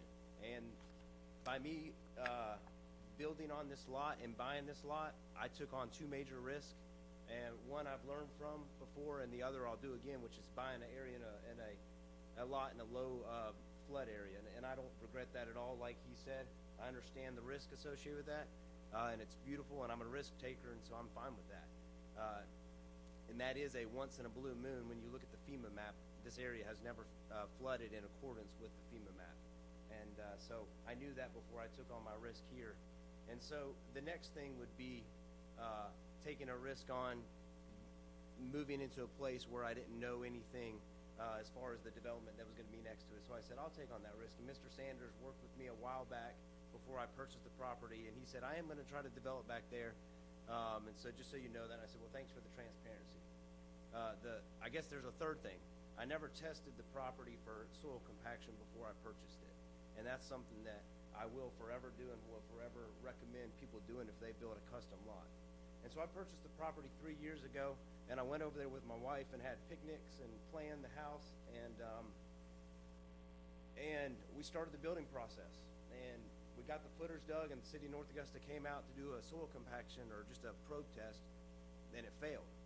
And I was the lot that everybody's speaking of that has caused a lot of the water issues during the construction process because I was shut down for 7 months dealing with soil issues where I had to dig my entire property up and replace it with new dirt and rock. It cost me $80,000 to build on that property right there. 4 doors down, a builder purchased one of those lots, and he dug his footers and has stopped because his probe test failed. And he's since had CSRA testing out there doing soil compaction tests again, trying to develop an engineering solution which does work. And so I'm not faulting Mr. Sanders at all. I fault myself for not testing it. But I asked the engineer who I consulted with, because me and my wife were trying to figure out, what do we do? Do we just grass over the lot and sell it for another person? And we didn't want to do that because this was our dream home. We spent 3 years developing the plans. And so as I was working with the engineer on solutions, we talked about helical piers. That was about 60,000. We talked about replacing the dirt. And I said, is it my lot? Is it my lot that's the problem? What's your thought process? And this was before the other builder hit the problem. And he said, no, it's the area. And so I took that risk with building down by the river, but I believe it's also a result of the long time of water sitting and saturating the soil. And so my concern is, has the phase 4 been properly planned, and are the permitting processes being followed to where the compaction results are there and all before the lots start getting sold to builders? And are the water issues really addressed? The whole area up there is wooded, and so nobody really knows how that drains. If you look at the topograph right now, there's a lot of pooled areas, and I'm sure water's sitting for a lot longer than people know because it's wooded. There's tracks through there, people make their way through there, but it hasn't been clear cut. And so I do trust the engineering basis of it. I would like to see, again, the calculations and all to see how it's going to flow out. But stormwater drainage needs to be planned with the river, and I think an engineer can do that to see and not just blame the system that says it is what it is. So I know I brought a couple concerns to you, but there's a lot of saturation. There's other builders dealing with compaction issues, and I've been following this development for a while. I check the City of North Augusta website all the time to see when we're going to talk about it. And again, I commend them for building a beautiful neighborhood, so please don't say that. I just want to make sure it's done right, and we don't take the easy route. My first glance when I look at this is I see a lot of ways for water to get captured and only one way for it to get out. My last concern is I have a 1-year-old and a 3-year-old, 2 beautiful boys, and right now my property backs up to this proposed drainage ditch, and so now I've got a hazard that I have to worry about them playing near what that looks like. There's no proposed fence or anything, so it may meet low slope standards and stuff, but as a parent of young kids, I've now got to be concerned that there's potential pooled up water and I could have a drowning hazard or something. I know that's not the case, but if they're telling me water's going to back up sometimes, tell me how water's not going to sit in that swell, and now I've got a hazard for kids. So that's my last concern, so thank you for your time. Thank you, Mr. Atkins.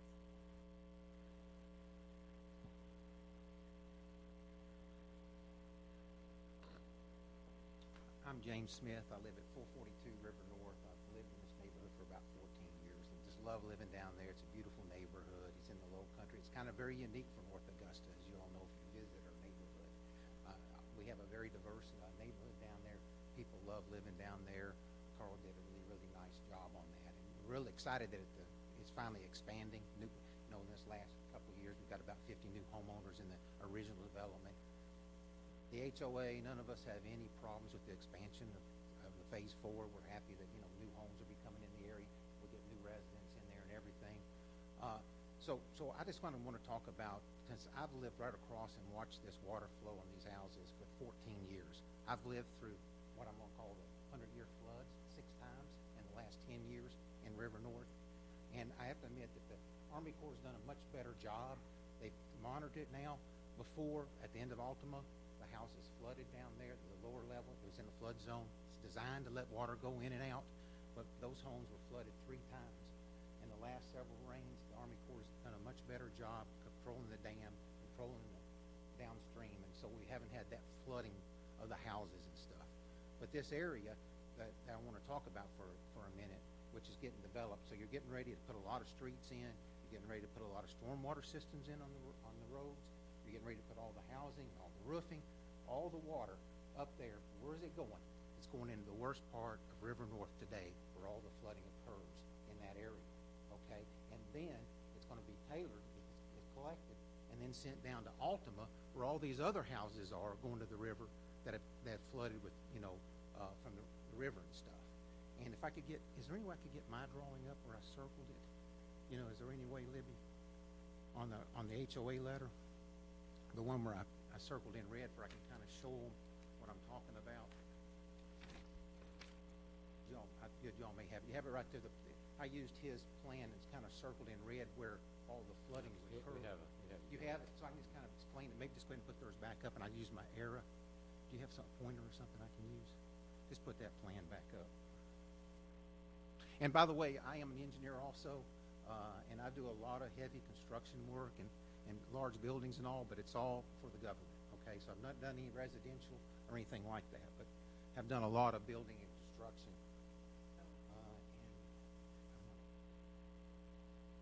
Okay, so if you put his drawing back up.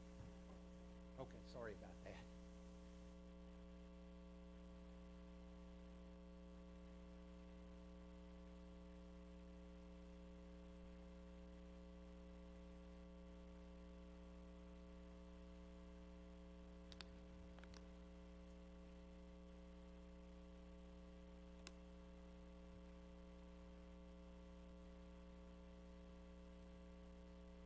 Yeah, I understand. We went through the other one first. It's okay.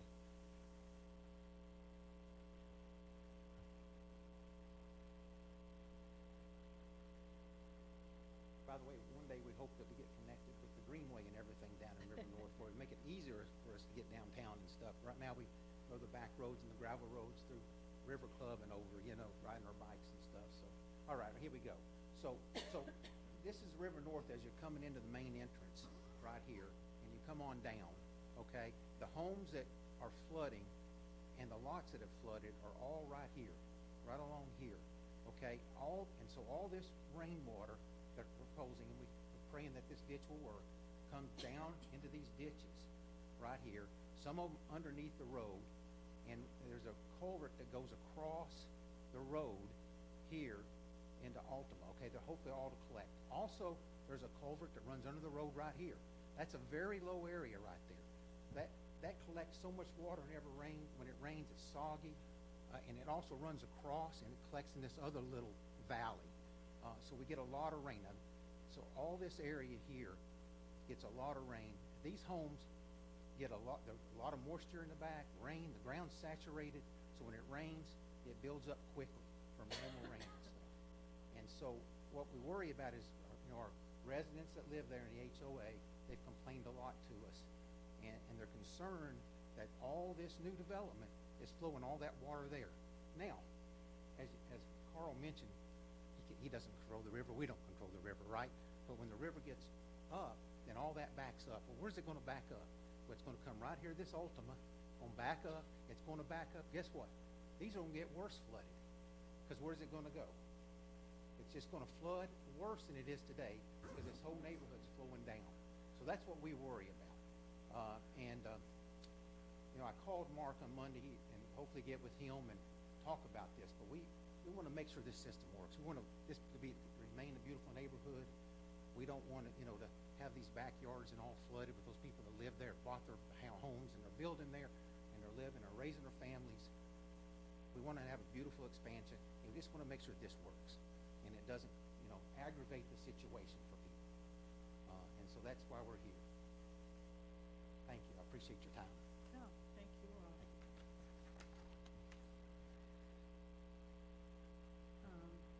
Mr. Green or Mr. Sanders, were there any questions that you all wanted to answer from the community? Is there anyone else from the community? I didn't assume. Okay, thank you. Come on.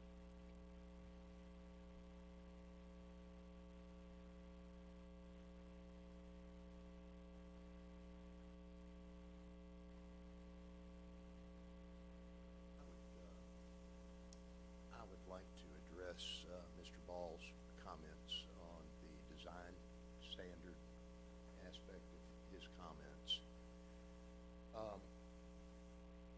I think most of the residents are aware, and the president and Mr. Newman, who is not present today, have been apprised of our intentions to develop this property for quite a long time. As far as we did not have layouts and all other than what was depicted on our original PUD submission that was adopted by ordinance. We have developed a scheme of lots, I believe it's in the neighborhood of 14 of which are 85-foot wide lots, which are intended for an orderly transition from the larger lots to the smaller lots. Then beyond those 14 or 15 lots, the remaining balance are lots that are 65 foot in width with 5 foot setbacks on either side. So really, at this point, all we have is the parameters of what we can potentially build within that footprint. I have done some research on homes in other areas that would appear to fit that lot module. My intent is to solicit homes, styles, examples, if you will, from the builders that are currently building down there, of which there are 3. At this point, we have not gone to them to request the specifics of what they would propose to build.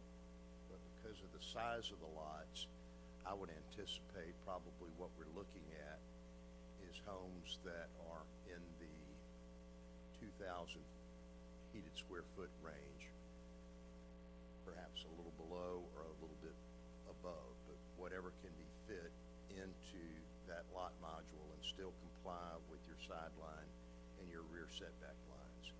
But as far as specific housing and all, we don't dictate what the builders build. We approve what they propose to build, but we don't designate specific plans that they have to choose from to do. So we are following what I would say is an orderly process of going through the review process, having engineering and planning and zoning make their comments, which is what we've done and why we are here today before you. But we do not have at this point a specific home examples or whatever that we may show you, but we are dealing with the lot modules, and I have been traveling here and there and looking at developments that have similar size homes, and we're in the process of distributing that information to our builders for their consideration. So I'd say it's premature at this time for us to have that kind of conclusive information. Once we have that information and we know more specifically what we're doing, I have no problems whatsoever sharing that information with the HOA.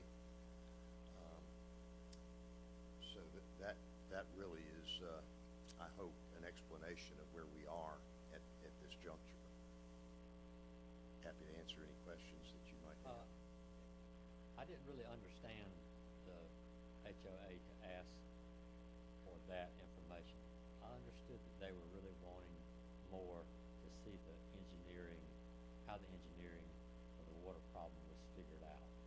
I agree with you, but Mr. Ball made a comment about design standards, and I think that is more in line with addressing the character of the home, right? Whether you're allowing vinyl siding or non-architectural shingles or things of that magnitude, or housing that is substantially out of character with what has been built down there.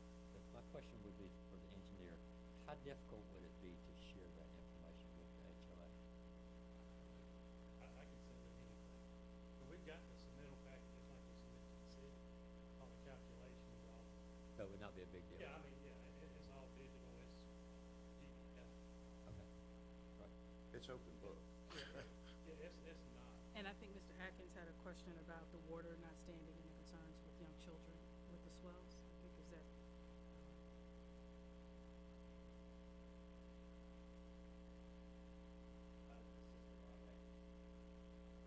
That was. Well, I'll tell you, this is, we have looked at one lot, was it Savannah River Place, it's one lot over across the street from it, that was ponding. Now, This is the one with the sump pump that we referenced. and that one, if they had this behind, which is what we designed and had approved by the city, is basically that, well, that open channel going with the rear of the lots. The actual bottom, that's why the water right now comes from there to the rear of those existing lots. Actually, the lowest spots are, if you look at the topo, are right inside their property line. So this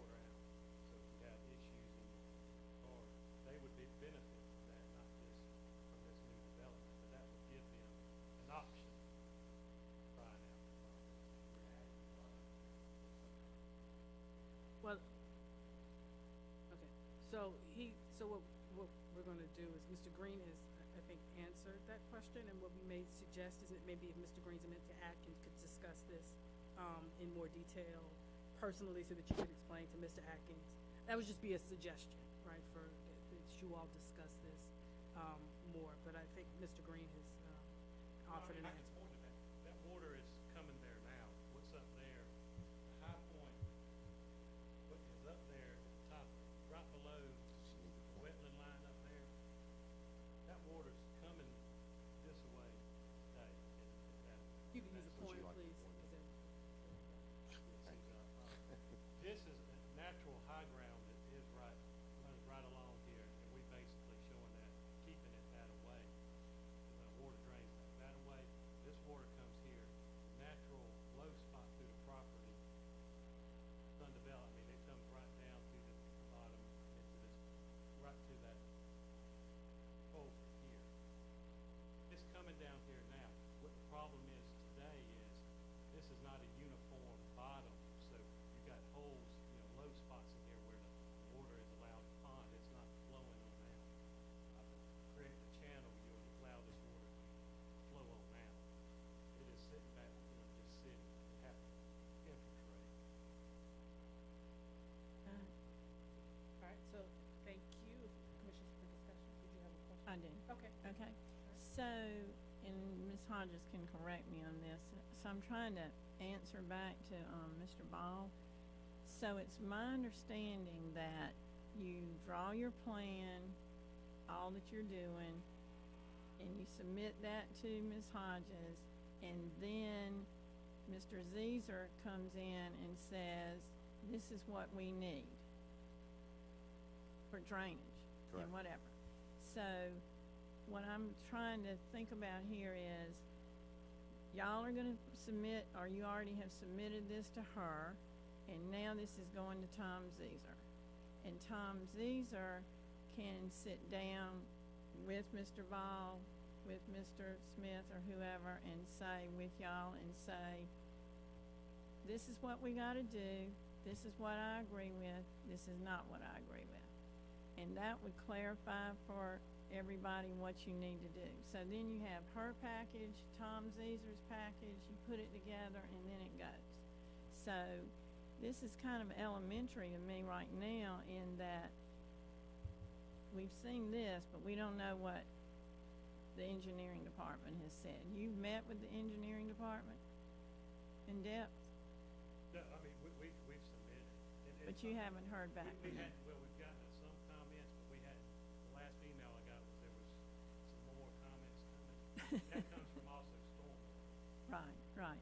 So I guess what I'm trying to point out in my experience has been that you do this, and then you get Mr. Zeezer, and then he, Then it goes to the state.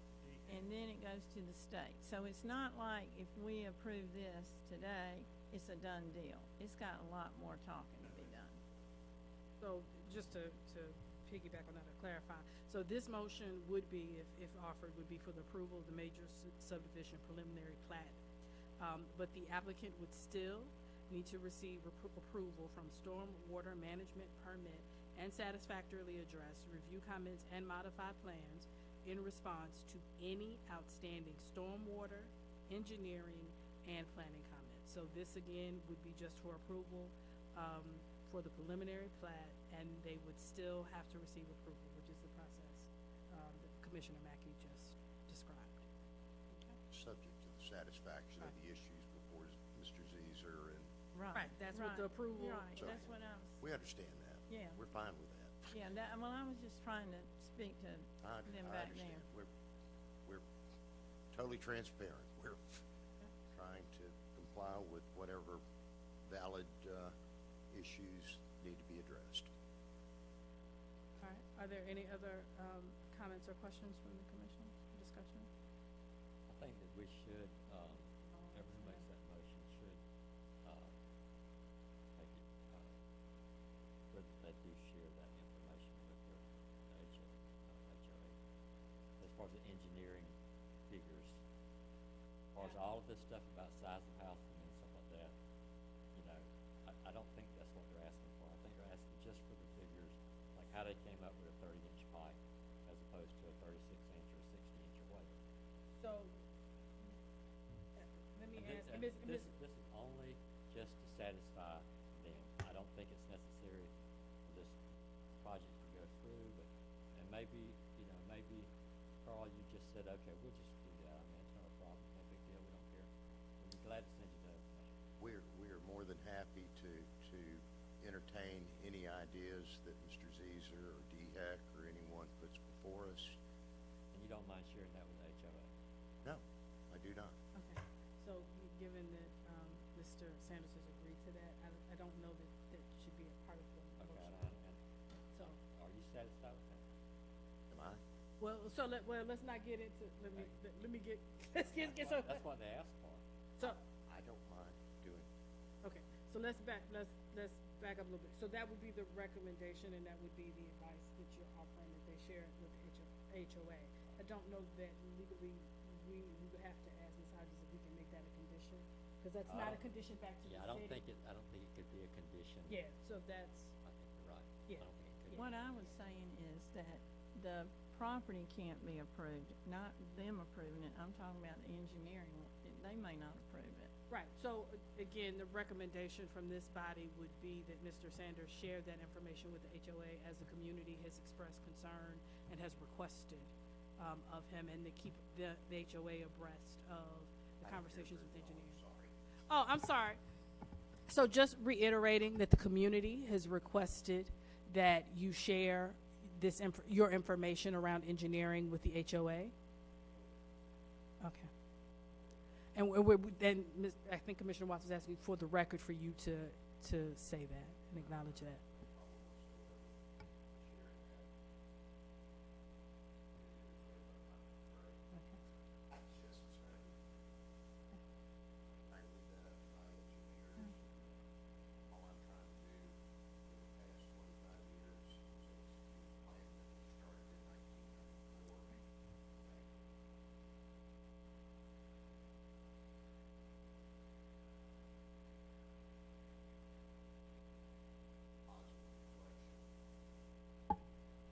Thank you.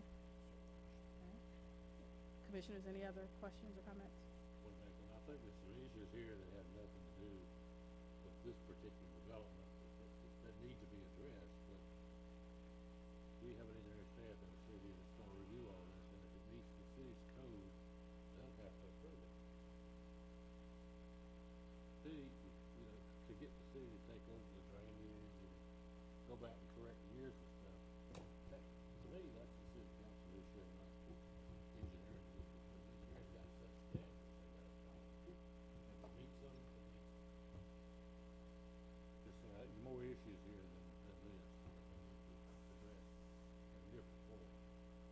We're not gonna do it. Other than that, I think we're ready to go. All right. Any other comments or questions? Can he ask a question?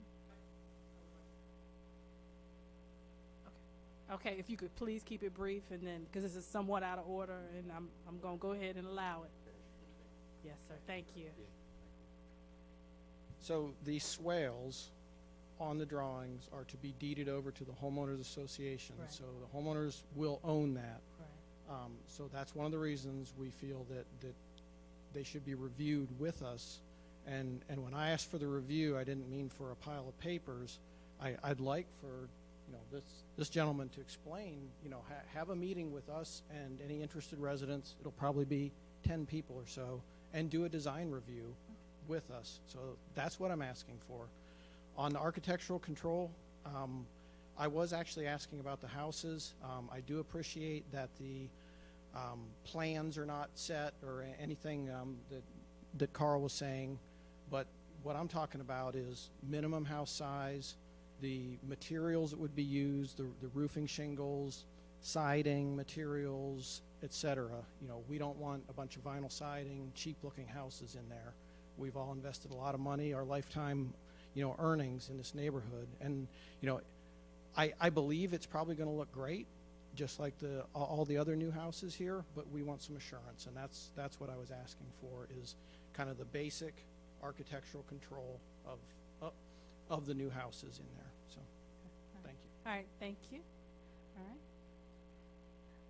All right, commissioners, if there's no other conversation or comments, do I have a motion?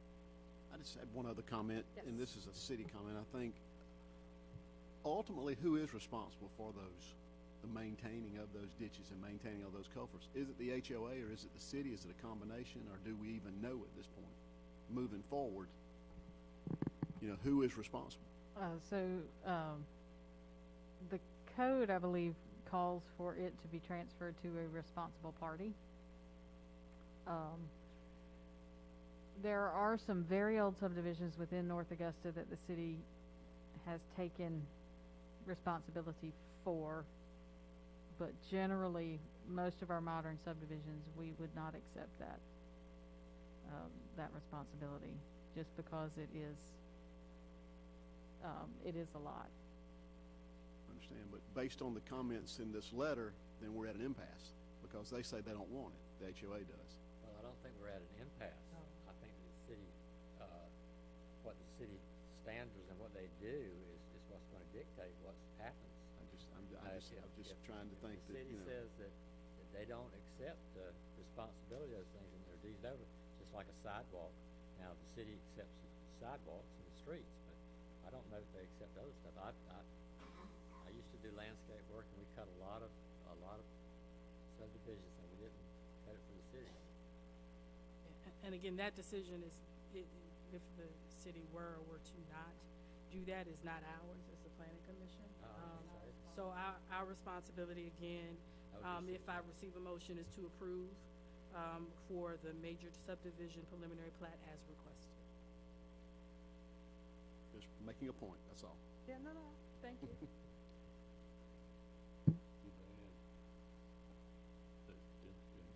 Including approval of these various things first. We say we approve it if they get the approval from stormwater and engineering. If you'd like to enter the motion for approval,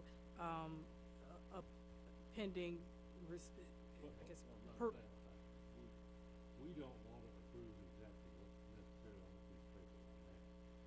We're saying the Right. concept is good, and we approve it, providing stormwater and engineering standards are met, Okay, like we do on most motions.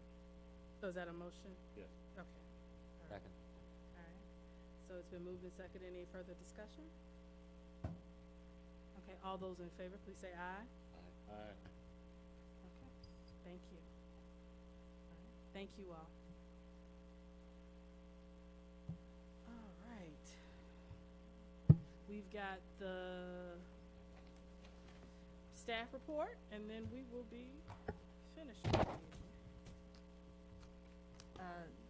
Certainly. So, the monthly report for April 2021 is included in your packet, so that has been published. I've got another sheet. There we go. I have just a couple of other updates, if you'll bear with me.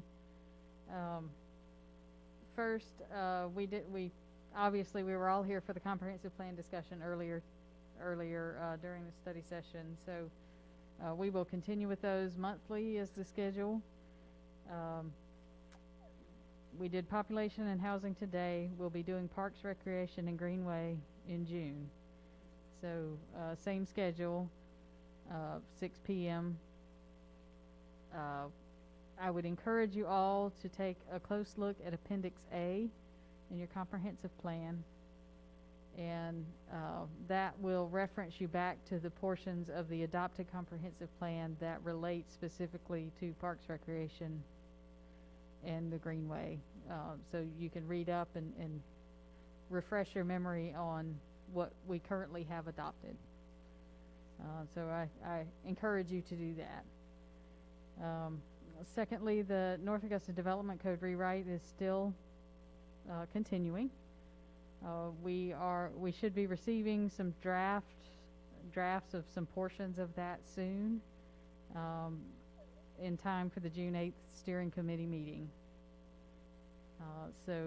But that also brings me to my last piece of news to announce publicly. that also, the same day as the steering committee, which I will be at that meeting, is going to be my last day with the city of North Augusta.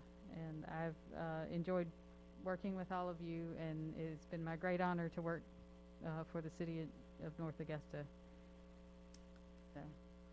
So with that, I think I can speak on behalf of all of us when we say it has been a tremendous joy and an even greater honor for us to work with you. We are grateful for all that you have done, how you have grown this department, how you have made our jobs easier, and we will miss you. And again, we are grateful and glad that you have been a part and continue to be a part of the city of North Augusta, though not in the planning office. So thank you. And I will still be living in North Augusta, so. Yeah. No. No. All right. Well, again, thank you and best wishes and the best to you. Thank you. All right. Yes. I was gonna say, I don't know how they're gonna put a clapping in the minutes. All right. Do I have a motion to adjourn? Okay. Moved and seconded. All in favor? Thank you. Thank you all. See you next month.